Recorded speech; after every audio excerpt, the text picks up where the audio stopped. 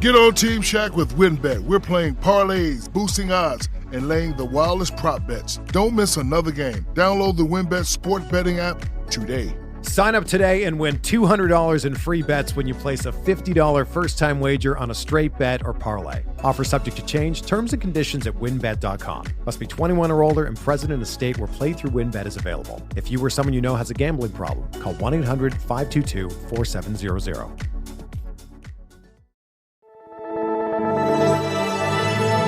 Blue Wire. First pick in the 1991 NBA Draft, the Charlotte Hornets select Larry Johnson from University. I'm not supposed to be here, man. A lot of people from where I'm from, don't make it.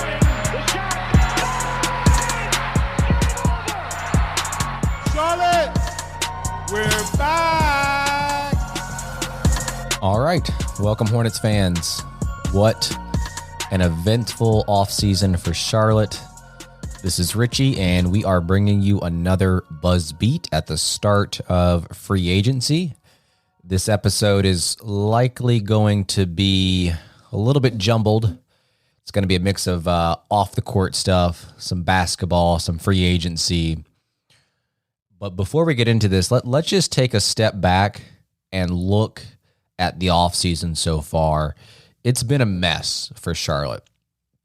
April 22nd, James Borrego was fired following a 43-39 season. It seems that this move was more than just basketball because of the on-court performance. Some would argue that it didn't make sense that you're firing a guy who increased the win total in consecutive years by 10-plus wins. I think a large reason that was cited when he was fired was the locker room. He lost the locker room, so to speak. May 12th, less than a month after this, unrestricted free agent Montrezl Harrell was pulled over in Kentucky with 3 pounds of marijuana. He was charged with trafficking, and by law, the weight that he was carrying constitutes a felony. June 10th, about a month later, Hornets hire Kenny Atkinson to fill in for Borrego's spot. June 18th, 8 days later, Atkinson decides that he's going to return to the Warriors. 5 days before the NBA draft, Hornets are hit with this news. They've got to focus on, 1, draft prep and figuring out what they're doing on draft night, and then 2, shifting their focus to hire a new head coach. So June 24th, Hornets hire Steve Clifford. June 29th, Miles Bridges turned himself in for a domestic abuse incident in Los Angeles, and that was the big news overnight.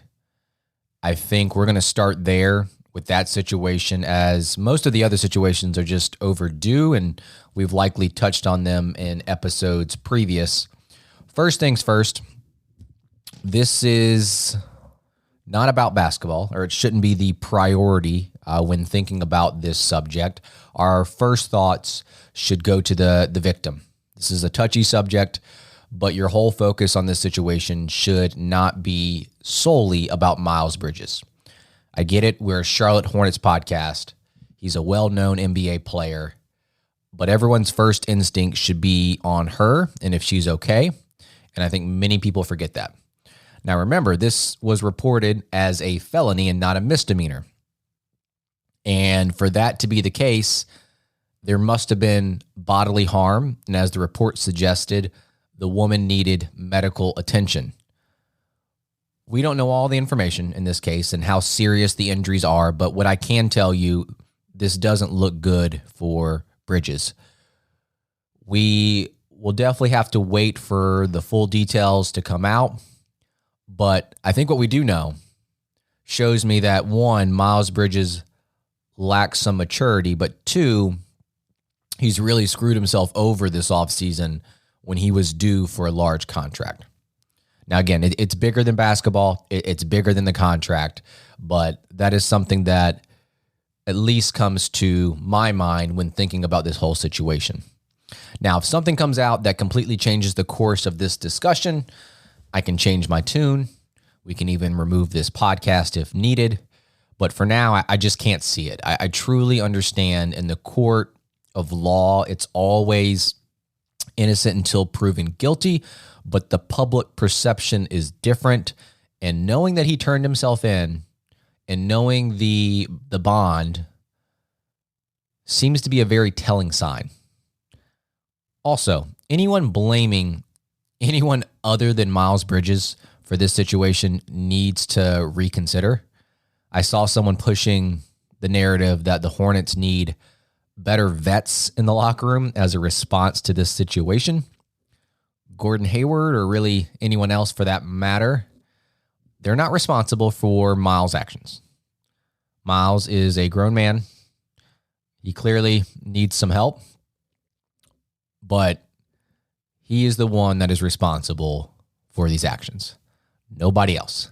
So let's not blame it on the coach. Let's not blame it on the vets that are needed in the locker room. Not really sure why I'm even entertaining this response, but it's sad that's where some people's minds go when they see this type of news break. All right. Shifting our focus over to free agency. Free agency starts at 6 p.m. Eastern time today, June 30th. Now, teams can start negotiating then, and then they have the moratorium period. You're going to know, or you're going to get a sense of where players are headed to prior to the moratorium period being over. I wrote a piece for BuzzBeat Plus today that goes over some of the key dates. So on Wednesday, July 6th at 12 p.m. Eastern, that moratorium period ends. And that's when officially you can start hearing these free agents sign for these teams. But before then, you'll kind of get an idea of where they're headed to. Now, Mitch Kupchak and company are probably scrambling right now, trying to figure out what their next steps are, because heading into this situation prior to the news from last night, they were probably under the assumption that their main priority was to bring back Miles Bridges on a reasonable contract, albeit one that he will get a large pay increase. But now they're having to reconsider. I can tell you for one thing, if Miles is back, and that's a big if, it will be on a severely discounted salary, right? Like, there is no leverage right now in Miles Bridges' court. He currently has a $7.9 million qualifying offer that he technically could sign. He could be on the books for one season at that number, and then in 2023, next summer comes around, he would become an unrestricted free agent. So there's a couple ways that Charlotte can approach this. They can act quickly and withdraw the qualifying offer, effectively making him an unrestricted free agent right now. So I'm not really sure what the rationale behind maybe doing that. I guess it could be many things, but maybe the front office might think they don't want Miles back next season. And if he does sign that 7.9 QO, he'd be on the books for next season, albeit at a very reasonable cost. But if Charlotte is looking to move away from Miles Bridges, they can kind of hope for a couple of things to happen. Maybe they hope no one submits an offer sheet to him. And right now, I do wonder what type of teams out there would give him something competitive to where he would sign something. And so if no one does that, that will give Charlotte some time to figure out what their next steps are. Are they going to try to pursue a sign and trade if there is some kind of interest from another team? Or are they going to try to keep him on a reasonable contract outside of that 7.9 qualifying offer? Now, if you do the sign and trade, you have to take into account base year compensation, where his outgoing salary would be 50% of his contract. So depending on how much he signs for, it's so hard to predict that now. his outgoing salary would account for probably somewhere in the teens if he's receiving a significant offer and he's receiving interest from other teams. Now, if they can't work out a sign and trade, I don't know where they go. I don't know where they go from there.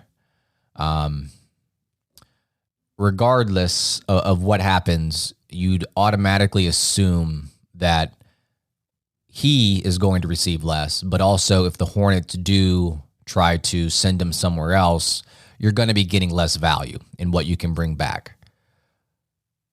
But I guess that was always the case with this situation, which you're dealing with here. The most interesting scenario to me would be what would happen if a team does submit an offer sheet and Miles signs it. Again, I don't know who those teams are and what team would be willing to do that considering what's happening right now. But if that does happen, do the Hornets match? And I think that's going to be very interesting come free agency. Now, like I said, I wrote a piece on BuzzBeat Plus on Substack that was sent out to everyone that signed up for the newsletter. It was sent directly to your inbox this morning. A lot of it is still relevant to what the Hornets are doing or are trying to do in free agency, but a portion of the article dealt with Miles Bridges receiving this max contract and where the Hornets would go for here with some free agents. We also know that Kelly Oubre, at the time of this recording, his contract is still on the books at $12.6 million, and that will be guaranteed today if he's not waived today. Now, if they do waive him, they can save $7.6 million. They would still incur a $5 million, I guess, dead money, if you want to call it, kind of like what they have right now with Nick Batum. And so between Nick Batum and Kelly Oubre, if you combine those together, you're getting real close to $14 million of money that is just being paid to players that have been waived. Now, this situation here with Kelly may be tied directly to Miles Bridges leaving or staying. Because to me, heading into free agency prior to the news last night, it might have made more sense to waive Kelly Oubre, just eat that $5 million, save $7.6 million, give yourself a little bit more wiggle room with the tax line. And the tax line is $150 million and some change. The new numbers did come out recently within the last 24 hours. Salary cap is at 123. The tax line is at 150. And when you think about all the salaries that add up here, even when you account for Nick Batum and Kelly Oubre, and if Bridges did receive that max contract, which right now doesn't seem likely at all, the Hornets would be above the cap by a significant amount, but they would still be under the tax. And that's probably where Hornets are going to want to try to stay under. So it'll be interesting to see if Kelly Oubre gets waived today. Personally, now with this news, maybe you keep him. And maybe that signals, okay, we need more wing depth at the 3 position, the 4 position, and we're moving on from Bridges. Also in the piece, I talked about 4 different targets in free agency. Several of them I liked. One of them I kind of just included because I thought it felt like a Steve Clifford type of player. Now, what you're working with here with the Hornets, because they are over the cap, they are only allowed to bring back their own free agents with bird rights with Cody Martin and Miles Bridges to exceed the cap. Now that they are over the cap, inevitably, they have got to use some kind of exception. And the most common way, or probably the way that most people think of it, is through the mid-level exception. The mid-level exception for this upcoming season is worth $10.5 million, about. And you don't have to use that all on one player. You can split it across a couple if you would like. And so I'm just going to mention 2 from my piece today that I thought could be of interest for the Hornets. Not saying that these players are linked to the Hornets by any means, but it's Something interesting to think about. First off, this is a name that has been mentioned on our podcast recently. I think Spencer brought him up. Isaiah Hardenstein, 24 years old. He's unrestricted, and he's a center. And I think one thing for certain is that the Hornets do have a glut of centers, unless they're trying to get off Mason Plumlee. So they drafted Mark Williams.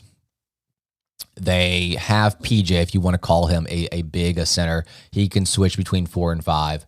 They still have Nick Richards. Now, his guaranteed date, I believe, is July 7th, if I'm not mistaken. So if they can waive him by that date, then they can get rid of another center, but he's on the books for $1.7 million. And Kai Jones, depending on his position, some people consider him a 5, some consider him a 4/5. Regardless, if they're going after Hardenstein, I would think one of those centers would either be waived or traded. But really do like this guy. I think he would really probably just step right into the starting role. If Mason Plumlee is out the door, you can use him as a pick and roll guy. He's very, very big in terms of the space that he takes up, setting screens and sealing his guy, rolling to the basket. He's a very good passer as well. In the article, I noted that he produced 11.4 assist points per 75 possessions this past season. It's a very good number. Kind of a Swiss Army knife. He can kind of do a little bit of everything, crashes the boards. And one thing that I think we do need to keep an eye on is his outside shot.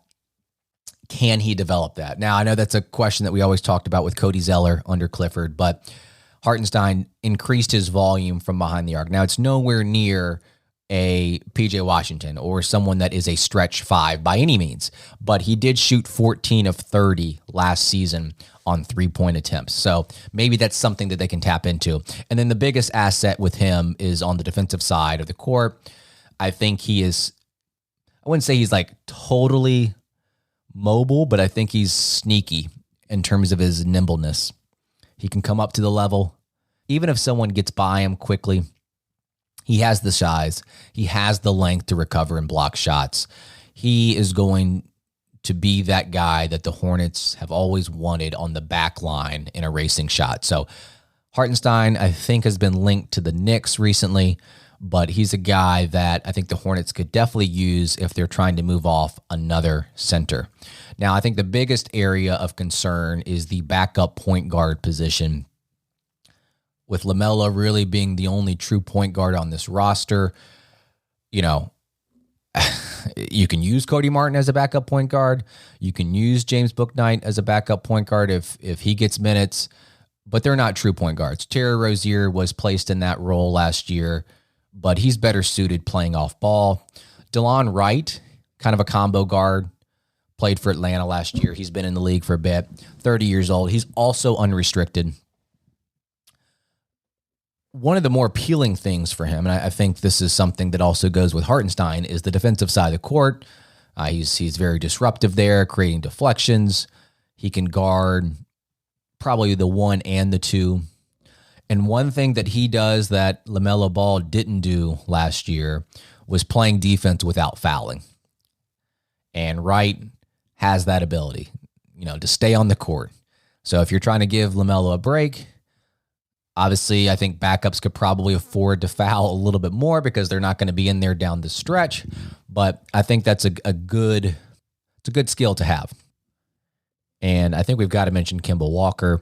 When we heard the news that he was going to be traded to the Detroit Pistons, some of the initial hints were that the Pistons weren't going to keep him. They were going to waive him. They were going to buy him out. And all signs are pointing to that being the case, and he's going to be a free agent. I think the reunion here with not only the Hornets, but with Clifford makes sense. I will say that I'm not hopeful for this some kind of renaissance that Kemba's going to have. He did not have a good season last year by his standards. But I think most importantly, with the need for a veteran in the locker room, someone that has been in Clifford's system before, it makes sense. And you need someone that is going to not only lead by example, lead on the court. He can fill that role of the veteran backup point guard position not only as a player, but also as a voice on the sidelines. And I think that's a role that he would totally embrace. He calls Charlotte his home. He still has a home here. And, you know, it's not going to be a fruitful return in the sense that he's going to be a productive player on the court. But I think that there is a very good chance that he could end up in a Charlotte Hornets uniform. And luckily enough, Mark Williams took the number 5. So number 15 is still available for Kemba Walker. So I would love to see this return, even if I know deep down it's not going to produce the impact that I think everyone would want out of Kemba Walker. So it's going to be interesting to see how Charlotte approaches free agency. I think everything was flipped upside down with the news about Miles Bridges. Starting at 6 p.m. today, you're going to start to see some news break, not just obviously about the Hornets, but about other free agents and how those dominoes affect the plans for Charlotte. But just to give you guys a heads up, you'll probably see Charlotte use that mid-level exception to bring in somebody. And like I mentioned before, it's $10.5 million or so, and they can use that on multiple players. So it may not be a lot of movement for Charlotte, but the biggest storyline moving now is Miles Bridges. What is Charlotte going to do with him? Are other teams going to be interested in maybe making a trade for him? How much has his value decreased? All these things I'm keeping an eye out for as we approach that 6 o'clock hour today. So, all right, guys, I'm going to go ahead and wrap up here. And as always, if you would like to support us, you can go to buzzbeat.substack.com. 3 perks you get. You get ad-free episodes. You get early access to episodes. And you also get the occasional exclusive episode. We've had a couple of those so far that are only on this private feed.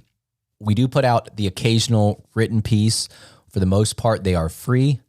I will link the most recent one, Free Agent Frenzy, which I released today. And all of this was written prior to the news about Miles Bridges' arrest for domestic abuse, but most everything in the piece is still relevant. All right, guys, we will talk to you guys later. This is Richie. Go Hornets.